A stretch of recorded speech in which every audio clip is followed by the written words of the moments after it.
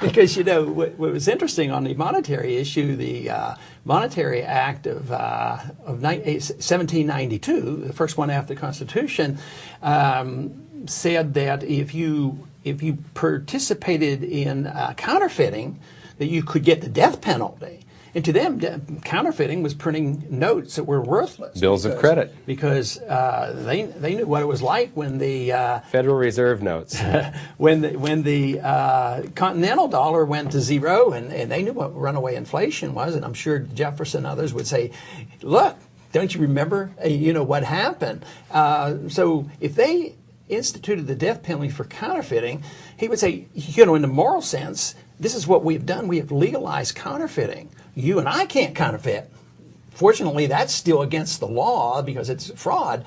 But why is it that the government's allowed to do what we're not allowed to do? See, there's a basic principle in a free society is that governments can't do what you and I, we can't steal and rob and hurt people. Unfortunately, that's still generally understood that that's a good rule.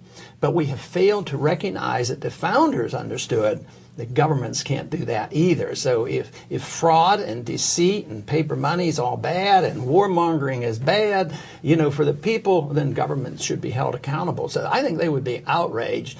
But I bet you they would understand, because they warned us against this. They warned us, and they did not like pure democracy. They wanted a republic. And they would say, well, you're not, their first words would probably be, well, you become an obsessive democracy where the majority rules. And you're picking socialism, but it's the idea that majority rules and comes in and say, well, we want this and we want that, and as long as the majority opinion thinks they're getting something, and they would probably say, well, you have succumbed to the temptation of getting something for nothing, but you better watch out, because if you get something for nothing, you're going to lose it. Yes. You were talking about the government printing money, and but what most people don't know is that the government actually borrows money from a private bank that they've authorized to create the money for us, the Federal Reserve.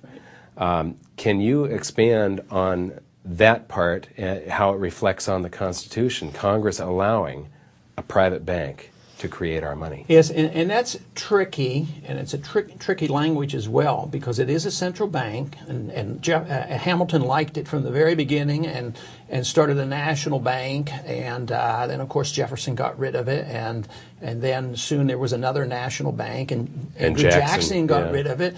But the Constitution does not authorize central banking, but the current central bank we have is the Federal Reserve System, and a lot of people refer this as a private bank, and in some ways that isn't fully descriptive of what it is. It's private it's private in the sense that private individuals benefit. The banking elite benefit, and they're the insiders, and they rule. And it's very secretive. I can, as a member of Congress, I can find out more information about what the CIA is doing than what the FOMC is doing, the central bank, what they're doing on monetary policy. That's very, very secretive of what they're doing.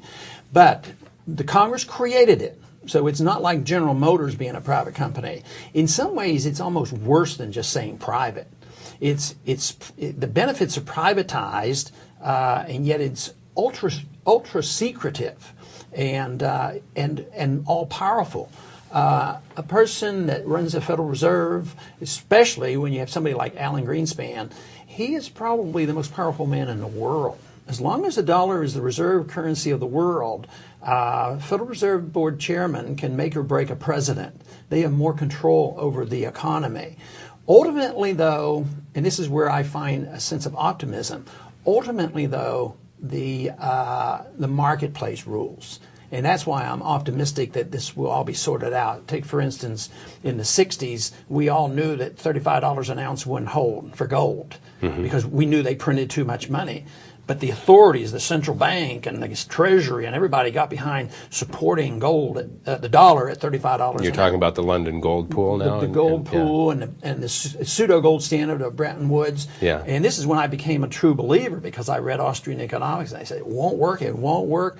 And boy, August 15th, 1971, the Bretton Woods collapsed. And of course, gold took off.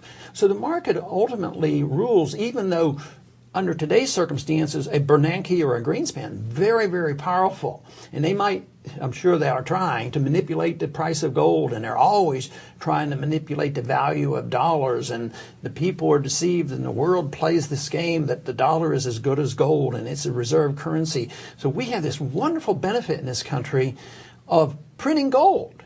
It used to be you had to earn the gold, and then if you spent it, you had real money. But now the world has been deceived. Instead of it totally collapsing in 1971, we inherited a system that allowed America to be the producers of gold, which is paper, and we have great commodity or consumer goods, but we lost all our industry because it was much easier to ship these jobs out and let somebody else do the hard work, because we have the unlimited supply of gold, which is our dollar.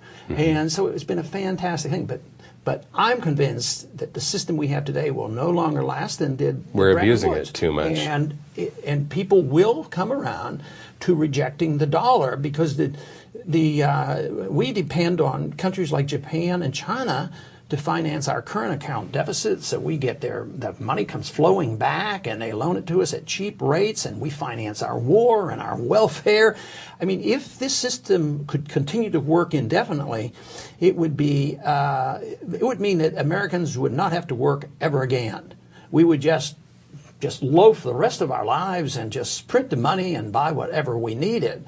And one day, a long time before we all quit working, the world will wake up and find out that we in this country who have lived beyond our means unfairly will be living beneath our means. And even though the very wealthy who have benefited tremendously from this system, many of them will know the tricks of the trade, and they know what to come in, and they'll protect themselves.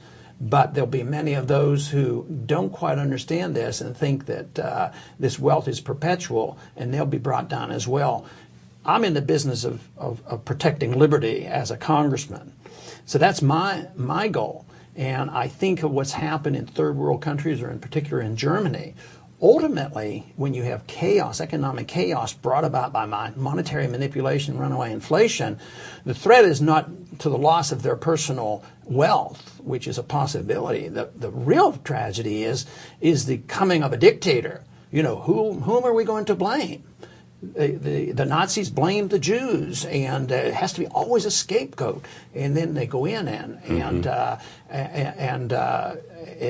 accept the dictator, and it takes a long time to iron that out. And too often that leads to war. And just back to the basics, the education, the understanding, the founders' message, the message we have in our Constitution, it could all be preventable, but we yield to the temptation of a free lunch. Is the problem. Can you tell us a little bit about the entitlements? Well, there are too many, because we should be entitled to our lives and entitled to our responsibility to take care of ourselves. That's what's in a free society. But entitlement's a very, very deceptive term. Most people think an entitlement is like a right. An entitlement, you're entitled to medical care, entitled to a job, or entitled to education. And those are misnomers because they have become rights and demands. So if you need something or demand something or want something, you're entitled to it. It becomes a right. And if you reject it, then you're antisocial and un-American. And yet we live with that. But there are two groups get entitlements. Most people, when we talk about entitlements, and I really bought into this before I first went to Congress, and there was always those poor people. You know, and they have been taught to be entitled to something. They've been misled, or they've been unfortunate, so therefore they're entitled to be taken care of by the people who produce. And